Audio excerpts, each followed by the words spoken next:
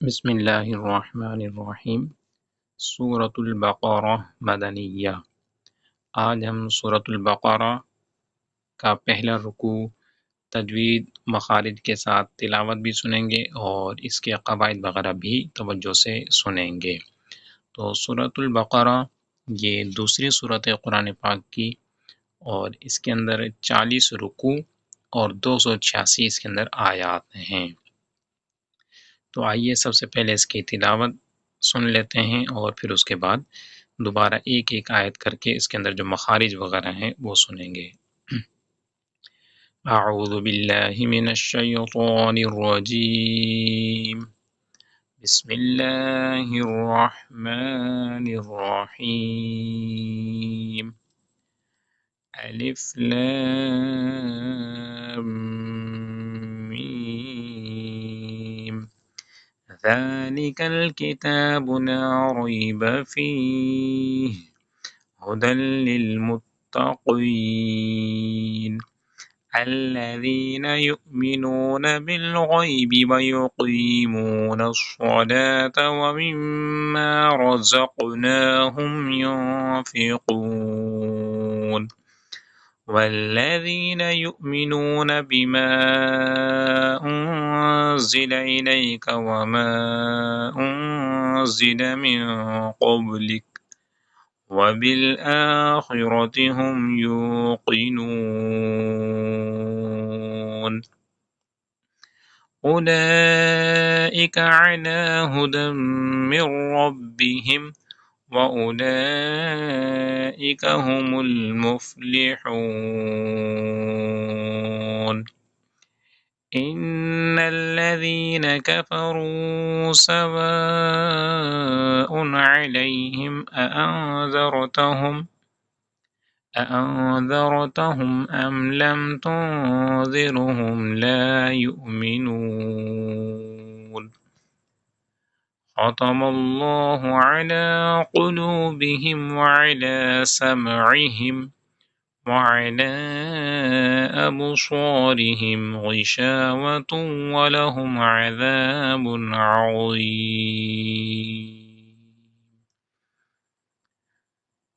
تو پہلے رکوع کی تلاوت کمپلیٹ ہوئی، تو آئیے دوبارہ ایک ایک آیت کر کے اسے تجوید کے ساتھ سمجھنے کی کوشش کرتے ہیں۔ سب سے پہلی آیت ہے الف لام میم۔ تو یہاں پر لام کے اوپر بھی بڑی مد لگی ہوئی ہے اور میم کے اوپر بھی، تو اسے کھینچ کر پڑھیں گے۔ تو مزید جو قواعد ہوں گے وہ ہم آگے عرض کریں گے۔ تو شروع میں ہم آسانی کے لیے کہ جہاں پہ پچھلے رکوع کے اندر بھی ہم نے عرض کیا تھا سورہ فاتحہ میں کہ جہاں کھڑا زبر، کھڑی زیر اور الٹا پیش آ جائے تو انہیں ایک الف یعنی 2 حرکات کے برابر آپ نے کھینچ کر پڑھنا ہے، اور جہاں بڑی مد جیسے کہ لام کے اوپر اور میم کے اوپر آپ دیکھ رہے ہیں تو انہیں آپ نے زیادہ کھینچ کر پڑھنا ہے۔ اس کے بعد دوسری آیت پر آ جاتے ہیں۔ دوسری آیت میں ذالک الکتاب، یہاں پر ذال ہے اور جو قرآن پاک میں 3 حروف بغیر سٹی والے ہیں، سا، ذال، ظا، تو ان میں سے یہ ذال بھی ہے تو اسے بغیر سٹی کے پڑھیں گے ذالکل۔ بعض لوگ اس کو ذال کو زا پڑھتے ہیں، ذالکا، یعنی زبان کی سختی کے ساتھ، تو یہ سختی کے ساتھ نہیں بلکہ نرمی کے ساتھ اسے ادا کیا جائے گا۔ ذالکل کتاب، تا کے اوپر کھڑا زبر ہے اسے بھی کھینچ کر پڑھیں گے ذالکل کتاب لا ریب فیہ۔ تو یہاں پر را کے اوپر زبر آ رہا ہے، اور جب را کے اوپر زبر آتا ہے اسے پر پڑھتے ہیں، یعنی موٹا پڑھتے ہیں، تو اس سے موٹا پڑھیں گے۔ اور ریب یہاں پر یالین کا قاعدہ لگ رہا ہے، تو یالین حروف لین 2 ہیں، واولین اور یالین، تو حروف لین کو بغیر کھینچے بغیر جھٹکا دیے نرمی سے پڑھنا ہوتا ہے۔ اور دوسری چیز آپ دیکھ رہے ہوں گے کہ یہ لا ریبہ، اس کے بعد 3 نقطے بنے ہوئے ہیں، اور پھر آگے فی، یہاں بھی 3 نقطے چھوٹے سے آپ کو نظر آ رہے ہوں گے۔ تو جہاں یہ آئے، یہ عام طور پر دونوں ساتھ آتے ہیں، پہلے 3 نقطے آئیں گے پھر اس کے بعد پھر 3 آتے ہیں۔ تو ان میں جو پہلے یہ ان میں سے اختیار ہوتا ہے، یا تو پہلے پر رک ملا کر پڑھیں تو دوسرے پہ رک جائیں، یا پھر پہلے پہ رک جائیں اور دوسرے پہ ملا کر پڑھ لیں، تو یہ دونوں طرح کا اختیار ہوتا ہے۔ اس کے بعد آ جاتے ہیں ہدل للمتقین، یہاں پر ہا ہے موٹا تو اسے موٹا پڑھیں گے ہدل للمتقین۔ آیت نمبر 3 کی طرف آتے ہیں، الذین، یہاں پر بھی ذال ہے جو بغیر سٹی والا ہے، اس لیے اسے نرمی سے پڑھیں گے الذین۔ یہاں پر یا مدہ ہو رہا ہے، تو یا آپ کو نظر یا سے پہلے جو ذال ہے اس کے نیچے زیر ہے، تو حروف مدہ 3 ہیں، الف مدہ، واو مدہ اور یا مدہ۔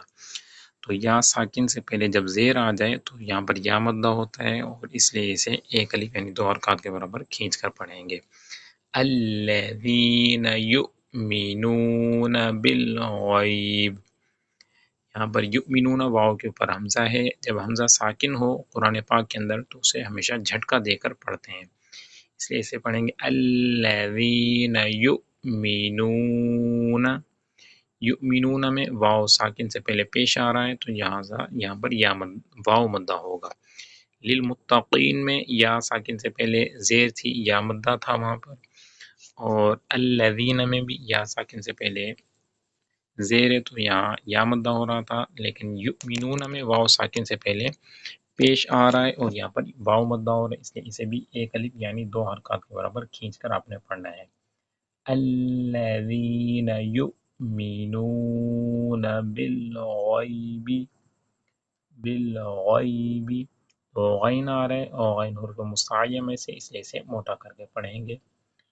اور اس کے بعد یا لین کا قاعدہ لگ رہا ہے، یا ساکن سے پہلے زبر آ رہا ہے، اس لیے بالغیب وَيُقِيمُونَ الصَّلَاةَ یہاں پر قوف حروف مستعلیہ میں سے، اس لیے اسے موٹا پڑھیں گے۔ اور اس کے بعد یا مدہ کا قاعدہ لگ رہا ہے کہ یا ساکن سے پہلے زیر آ رہی ہے، اس لیے اسے ایک الف یعنی 2 حرکات کے برابر کھینچ کر آپ نے پڑھنا ہے وَيُقِيمُونَ الصَّلَاةَ۔ یہاں پر صاد حروف مصالحہ میں سے ہے، تو اس لیے اسے موٹا پڑھیں گے۔ تو یہ بھی آپ کی آسانی کے لیے ہم عرض کر دیتے ہیں کہ جو قرآن پاک آپ کے سامنے کھلا ہوا ہے، تو اس کے اندر جو یہ گرین حروف آ رہے ہیں، تو یہ سارے حروف مستعلیہ میں سے ہیں، یعنی ان کو آپ نے موٹا پڑھنا ہے۔ وَمِمَّا رَزَقْنَاهُمْ، وَمِمَّا یا غنہ بھی کریں گے، اور الف مدہ ہو رہا ہے چونکہ مما الف ہے، الف سے پہلے زبر آ رہا ہے، تو اس لیے یہاں پر الف مدہ بھی ہوگا۔ الف مدہ یہ ہوتا ہے کہ الف سے پہلے زبر آ جائے تو الف مدہ ہوتا ہے، اسے بھی 2 حرکات کے برابر کھینچ کر آپ نے پڑھنا ہے۔ وَمِمَّا تو میم مشدد اور نون مشدد، یہاں تو میم مشدد ہے لیکن آگے نون مشدد بھی آئے گا، تو یہ آپ نے یاد رکھنے کہ جہاں میم کے اوپر تشدید ہو یا نون کے اوپر تشدید ہو تو ان میں غنہ کر کے پڑھیں گے۔ غنے کے معنی ہے ناک میں آواز لے جانا، اور غنے کی مقدار 1 الف کے برابر ہے۔ وَمِمَّا رَزَقْنَاهُمْ، یہاں پر را حرف مصالحہ میں سے موٹا پڑھیں گے، قوف بھی حرف مصالحہ میں سے ہے، اور قاف حرف قلقلہ میں سے۔ حرف قلقلہ 5 ہیں، قاف، تو، با، جیم، دال۔ اور یہ بھی آپ نے قاعدے کے اندر پڑھا ہوا ہوگا کہ جب حروف قلقلہ ساکن ہوں تو ان میں قلقلہ خوب ظاہر ہوتا ہے۔ رزقناہم، نون کے اوپر کھڑا زبر ہے، اس لیے اسے کھینچ کر پڑھیں گے رزقناہم ينفقون۔ تو یہاں پر رزقناہم میں میم ساکن ہے، تو یہاں پر ادغام کا قاعدہ لگ رہا ہے، تاکہ اگر میم ساکن کے بعد اظہار شفوی کا یہاں پر قاعدہ لگے گا کہ میم ساکن کے بعد با اور میم کے علاوہ کوئی حرف آ جائے تو وہاں پر اظہار شفوی ہوتا ہے، اس لیے یہاں پر بھی غنہ نہیں ہوگا۔ رزقناہم ينفقون، ينفقون میں 2 قاعدے لگ رہے ہیں، ایک تو اخفا کا قاعدہ ہے کہ ينفقون نون ساکن اور اس کے بعد فا حروف اخفا میں سے آ رہا ہے، اس لیے یہاں بھی غنہ کر کے پڑھیں گے. ينفقون. آگے بڑھتے ہیں. والذین یؤمنون بما انزل. بیما کے اوپر آپ دیکھ رہے ہیں بڑی مد لگی ہوئی ہے، اسے آپ نے زیادہ کھینچ کر پڑھنا ہے. بیما انزل. انزلہ میں نون ساکن ہے اور اس سے پہلے حمزہ ہے. یہ نون ساکن کے بعد حروف اخفا میں سے زا آ رہا ہے، اس لیے یہاں بھی اخفا ہوگا، آپ نے اسے بھی کھینچ کر پڑھنا ہے. بما انزل الیک. الیک میں یہاں پر یالین کا قاعدہ لگ رہا ہے کہ یا ساکن سے پہلے لام کے اوپر زبر ہے، اس لیے یہاں پر بغیر کھینچے بغیر جھٹکا دیے نرمی سے پڑھنا ہے. بما انزل الیک وما انزل. وما کے اوپر بھی مد ہے تو یہاں بھی آپ نے کھینچ کر پڑھنا ہے. انزلہ میں پھر جو ہے وہ نون ساکن کے بعد حروف اخفا میں سے زا آ رہا ہے، اس لیے یہاں پر آپ نے اخفا کا قاعدہ لگے گا، غنہ کر کے پڑھنا ہے. تو ایک اور بھی چیز آپ یاد رکھ لیں کہ حروف اخفا کے لیے یہ جو قرآن پاک آپ کے سامنے کھلا ہوا ہے، اس کے اندر جو اورنج کلر کے جتنے بھی حروف آئیں گے تو وہاں حروف اخفا کا قاعدہ لگے گا، یعنی آپ نے غنہ کرنا ہوگا. وَمَا أُنزِلَ مِن قَبْلِكَ. من نون ساکن ہے، نون ساکن کے بعد قوف آ رہا ہے، قوف حروف مصعلیہ میں سے بھی اور حروف اخفا میں سے بھی ہے، تو حروف اخفا میں سے ہونے کی وجہ سے یہاں پر غنہ بھی کرنا ہے. قبلی یہاں پر با جزم ہے اور حروف قلقلہ میں سے یہاں پر قلقلہ بھی ہوگا اور قلقلہ خوب ظاہر ہوگا. من قبلک. وبالآخرة هم یوقنون. یہاں پر ہم یوقنون میں خیال کرنا ہے کہ بعض لوگ اس میں غنہ کر دیتے ہیں ہم یوقنون، تو یہ غلط ہو جائے گا، چونکہ میم ساکن کے بعد یا آ رہی ہے تو اس کے یہاں پر اظہار شفوی ہوگا، یعنی غنہ نہیں کریں گے. وبالآخرة هم یوقنون.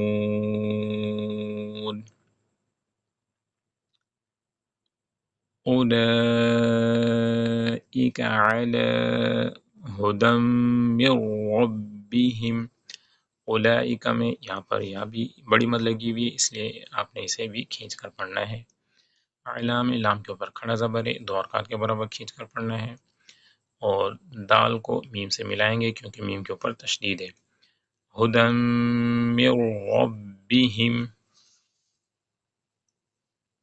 را کے اوپر تشدید بھی ہے اور یہ زبر بھی، تو اس لیے اسے موٹا بھی پڑھیں گے. هدى من ربهم وَأُولَئِكَ هُمُ الْمُفْلِحُونَ.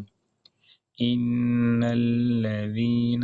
آیت نمبر 5 کی طرف آ چکے ہیں. تو ان یہ ہم نے پہلے عرض کیا تھا کہ نون کے اوپر تشدید جب آئے گی اور میم کے اوپر تو یہاں پر غنہ ہوگا، تو یہاں پر غنہ کر کے پڑھیں گے. ان الذین کفروا سواء علیہم اانذرتہم. یہاں بھی اخفا کا قاعدہ لگ رہا ہے. نون ساکن کے بعد ذال آ رہا ہے، ذال حروف اخفا میں سے حروف اخفا 15 ہیں. اانذرتہم ام لم تنذرہم لا یؤمنون. ام لم میں یہاں بھی اظہار شفوی کا قاعدہ لگ رہا ہے کہ میم ساکن کے بعد با اور میم کے علاوہ کوئی اور حرف یعنی لام آ رہا ہے، اس لیے یہاں بھی غنہ نہیں ہوگا. بعض لوگ غلطی کر دیتے ہیں ام لم، تو یہ غلطی ہو جائے گی، بلکہ بغیر غننے کے پڑھیں گے. ام لم تنذرہم لا یؤمنون. ختم اللہ علی قلوبہم وعلی سمعہم وعلی ابصارہم. یہاں اعلیٰ کے اوپر بڑی مد ہے، اس لیے کھینچ کر پڑھیں گے. ابصاری میں قلقلہ ہوگا. ابصارہم غشاوۃ ولہم عذاب عظیم. یہاں پر عذاب میں دال ہے، بغیر سیٹی والا حرف ہے تو اسے عذاب پڑھنا عذاب نہیں، یعنی سیٹی نہیں آنی چاہیے. اور دوسرا ہے عظیم، تو یہاں بھی سیٹی نہیں آئے گی بغیر سیٹی کے. وَلَهُمْ عَذَابٌ عَظِيمٌ آپ نے پڑھنا ہے. تو ناظرین کرام، آج کا یعنی جو ہمارا دوسرا رکوع اور ترتیب کے لحاظ سے سورہ بقرہ کا پہلا رکوع ہمارا کمپلیٹ ہوا. تو آپ نے اچھے طریقے سے اسے سمجھنا ہے، اور اگر آپ کو کوئی اشکال ہو، کوئی چیز سمجھ نہ آ رہی ہو، تو آپ کمنٹس کے اندر وہ چیز پوچھ بھی سکتے ہیں. اور آپ اگر کوئی رائے دینا چاہیں کہ اس میں مزید بہتری لے کر آئیں، اس میں یہ انداز اختیار کریں، تو جو بھی آپ کی رائے ہو تو آپ کمنٹس کے اندر ضرور بتائیے گا. اللہ تعالیٰ ہم سب کو قرآن پاک سے محبت عطا فرمائے.